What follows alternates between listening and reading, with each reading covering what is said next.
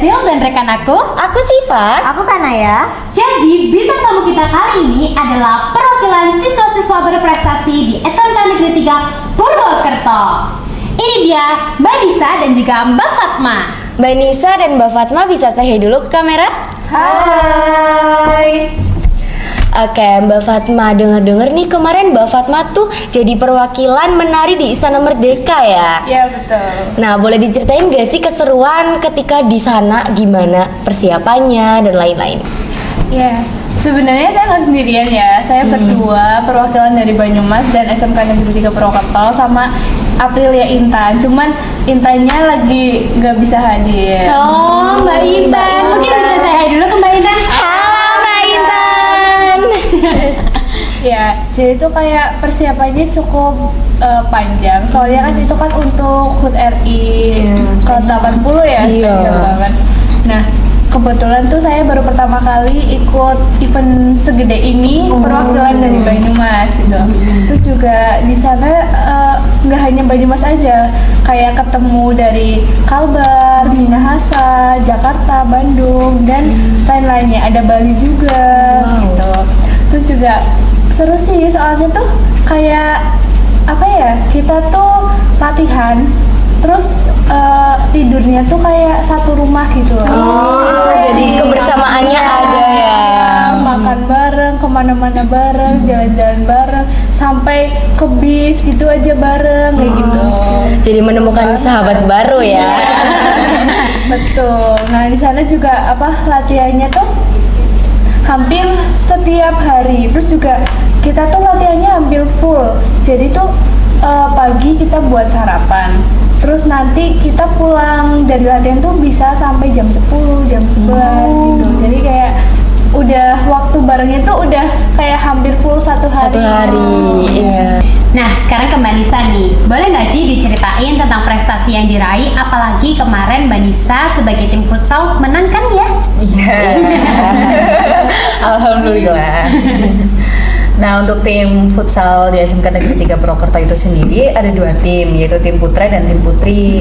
Nah, sebenarnya tim kami itu sudah sangat lumayan sering ya mengikuti turnamen. Namun yang paling terakhir kemarin, yang tim putri meraih juara 1 di PSG dan yang putra meraih juara 3 di Orion. Wow, lengkap banget ya, putra putri juara semua. Iya, Solid. Oh iya, ngomong-ngomong kemarin ada yang habis menang lomba tuh. Siapa tuh? Jadi ada yang habis menang lomba FLS 3N membaca puisi dan lomba PMR. Siapa ya kira-kira? Siapa sih? Jadi itu ada Cecil sebagai pemenang lomba FLS 3N membaca puisi dan Shiva sebagai pemenang lomba PMR. Bentar. Ini tuh konsepnya podcasternya jadi narasumber juga atau gimana nih? Iya, double Iya. job. Mungkin mereka perlu menyebarkan prestasi mereka juga ya. Bincang-bincang. Multi talent. Oke, kita ke Shiva dulu nih. Shiva, boleh dong ceritain prestasi yang udah kamu raih? Oke, jadi tuh sebenarnya aku tuh nggak sendirian. PMR tuh ada meraih 3 bidang. Wow, Banyak ya. Iya. diborong semua. Oke. Perawatan keluarga itu juara harapan 1, pertolongan pertama juara 3, dan aku sendiri Ayo Siaga Bencana juara 3 juga. Asik. Kelas. Pengalaman yang membanggakan juga ya termasuknya. Oke, kita balik lagi nih ke Cecil. Cecil, boleh dong ceritain prestasi yang udah kamu raih? Nah, sebenarnya tuh lomba kemarin tuh nggak cuma membaca puisi, ada beberapa lomba mulai dari tari, terus menyanyi, main gitar dan lainnya. Dan kebetulan aku tuh membaca puisi dan alhamdulillahnya juara. Wah, keren. Skill dong puisinya. Aduh, gimana ya? Tapi selama proses kamu itu ada nggak sih gejala-gejala yang bikin kamu tuh susah selama proses latihan itu? Sebenarnya selama proses latihan itu yang bikin aku susah karena aku lagi sakit ya, posisi tuh batuk, jadi suaranya kadang esek, hilang, ataupun mampet kayak gitu loh. Mampet suaranya atau hidungnya tuh? Tapi effort banget ya masih mau latihan pada dalam kondisi yang kurang fit. Keren sih, keren, dan mendapatkan hasil yang memuaskan juga. Iya, alhamdulillah. Oke, kita sekarang move nih ke Mbak Fatma. Dari mana sih Mbak Fatma tuh dapat informasi ada seleksi buat menari di Istana Merdeka? Awalnya tuh saya dapat informasinya dari Bu Aris Susiani. Terus di posternya tuh udah ada keterangan umurnya. Jadi tuh minimal umur 18 sampai 35 tahun. Nah, otomatis kan saya masih 17 tahun. Iya. Jadi kayaknya belum deh, kayak nggak bisa ikut gitu. Belum rezekinya. Iya. Terus pas hari seleksinya, saya tuh dikabarin Intan, soalnya tuh posternya udah direvisi jadi 17 tahun minimal. Tapi saat itu saya kebagian latihan upacara, jadi tuh pulang sore kan, saya ikut seleksi. Jadinya ya udahlah ya nggak ikut seleksi, tapi Intan tuh ikut. Nah pas habis maghrib kalau nggak salah, saya tuh biasa lah ya chattingan sama Intan kayak gimana, tanya-tanya seleksi, terus acaranya lancar atau enggak kayak gitu-gitu kan. Ternyata pendaftarannya tuh belum ditutup. Masih dibuka ya berarti ya? Dibuka. Terus ada pikiran, ih kesana nggak ya? Ya gitu loh. Jadi itu Siapa tahu kan ya? siapa tahu kan. Terus saya tuh jam 7 tuh ke sana, ke Menara. Tempat seleksinya kan di Menara. Nah, saya jam 7 ke Menara, kebetulan saya urutan terakhir nih. Ya Allah, deg-degan banget. Iya, terus saya nggak ada bekal apa-apa, baru pulang sekolah. Langsung ke Terus sana ya? Langsung ke sana, iya nggak ada bekal apa-apa. Terus udah kayak gitu lah ya, pasrah lillahi ta'ala. Pas Hamin 2-nya diumumin tuh yang lolos siapa aja. Alhamdulillahnya ada nama saya di situ. Wah, keren banget. Padahal itu tanpa persiapan ya berarti ya? Persiapan tuh. Benar-benar langsung di hari itu juga. Di hari itu juga. Jadi kayak alhamdulillah bisa berangkat ke Jakarta. Ternyata informasinya dari Bu Ari.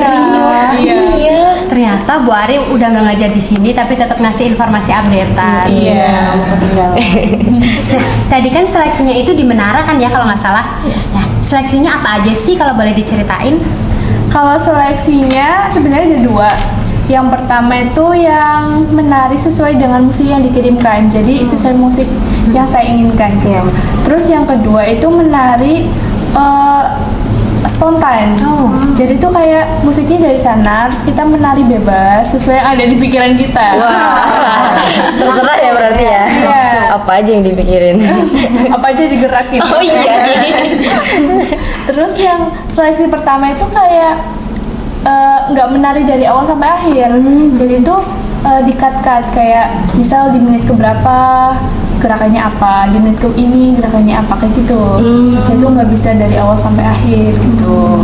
Soalnya kan itu pesertanya banyak ya. Memakan waktu yang banyak ya? Iya. Terus yang seleksi kedua itu tuh gerakannya tuh sesuai kita, jadi tuh dibebasin situ mau gerakan apa, yang penting Musiknya pas sama ini. musiknya. Iya, gitu lah. Wah, susah banget ternyata Silna. Kalau kita udah gugur kali. Gak jadi awal. Belum nyampe udah pulang. Iya, udah ini dulu ya pasti Mundur dulu. Nah, sekarang balik nih ke Mbak Nisa. Boleh nggak sih diceritain berapa lama proses latihan untuk bisa meraih prestasi-prestasi itu? Nah, kalau untuk berapa lama itu jelas lama banget ya, berbulan-bulan dan berminggu-minggu. Karena kami juga setiap minggu itu selalu latihan dan selalu memiliki target untuk mengikuti turnamen kalau ada dan tim kami mampu. Mampu dong. Iya, insya Allah. Karena juga jujur turnamen futsal di Purwokerto, futsal putri di Purwokerto itu jarang banget ya. Oh, jadi kalau ada langsung gas. cus gitu ya. Tapi ternyata lama banget ya sampai berbulan-bulan persiapannya. Iya. Pasti itu ada tantangan tersendiri kan, pasti. Jelas ada. Boleh diceritain nggak tantangannya apa aja? Kalau tantangan pada saat latihan itu mungkin lebih ke fisik sama kepikiran ya. Fisik dituntut untuk selalu kuat, sehat. Kalau pikiran mungkin lebih ke gimana cara kita buat ngikutin arahan pelatih, materi-materi dari pelatih. Nah, kalau misal pas pertandingan itu mungkin lebih terpressure aja karena ditonton. Oh, jadi demam gitu ya. demam Iya. panggung. Yang grogi satu orang pengaruhnya ke semua orang. Yang Performanya jadi ikut Iya itu betul. ya. bikin permainannya jelek jadi nggak sesuai sama arahan dari pelatih. Wah, ternyata yang paling ngaruh itu fisik ya. Iya. Ternyata fisik ngaruh banget ya. Oh iya deh, tadi kita terlalu fokus buat ngobrol sama Mbak Fatma dan Mbak Nisa nih. Sampai lupa ada 2 narasumber yang harus kita ajak ngobrol. Aduh, siapa sih? Nah, kita sekarang move dulu ya ke Syifa deh. Syifa, gimana sih persiapan kamu sebelum melakukan perlombaan? Oke, persiapan sebelum lomba ya. Iya. Persiapan tuh banyak yang harus dipersiapin ya. Karena aku ini membuat alat, jadi harus uji coba setiap harinya supaya alat itu bekerja dengan baik. Lancar ya. Iya, dan aku uji coba itu nggak cuma 1 kali, ada beberapa kali karena uji coba pertama itu ternyata airnya merembes, uji Iya. coba kedua juga sama, sampai alat yang aku buat ini bekerja dengan baik gitu Iya. sih. Kira-kira alatnya apa tuh? Iya tuh, boleh dong spill. Alatnya tuh aku buat pagar penahan air banjir. Pagarnya tuh biasa dari besi dan tapi ada tambahan nih. Jadi aku kasih tips ya. Ada tambahan itu plastisin buat menahan air rembesan banjirnya. Iya. Oke, kita next nih. Balik lagi kita ke Cecil. Cecil, kira-kira gimana sih perasaan kamu waktu menghadapi lawan?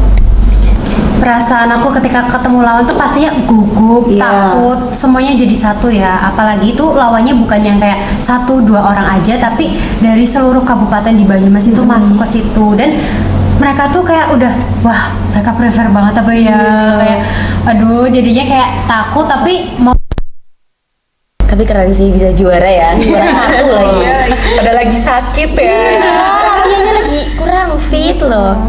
Keren sih. Oke, nih kita move dulu lagi nih. Entah kalau ke Syifa ya, menurut Syifa kira-kira tantangan terbesar apa sih? Tantangan pasti ada kan? Pasti jelas Ya, ada. tantangan terbesar apa sih yang kamu rasain waktu latihan sama waktu udah lomba? Waktu latihan ya, waktu Iya. latihan tuh sebenarnya tantangannya ada di waktunya.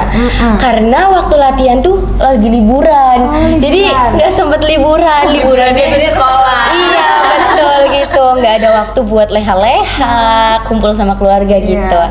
Tapi alhamdulillahnya karena itu juga menghasilkan hasil yang memuaskan gitu. Iya. Terus waktu udah di lombanya, tantanganku sebenarnya melihat lawannya sih sama kayak Sesi.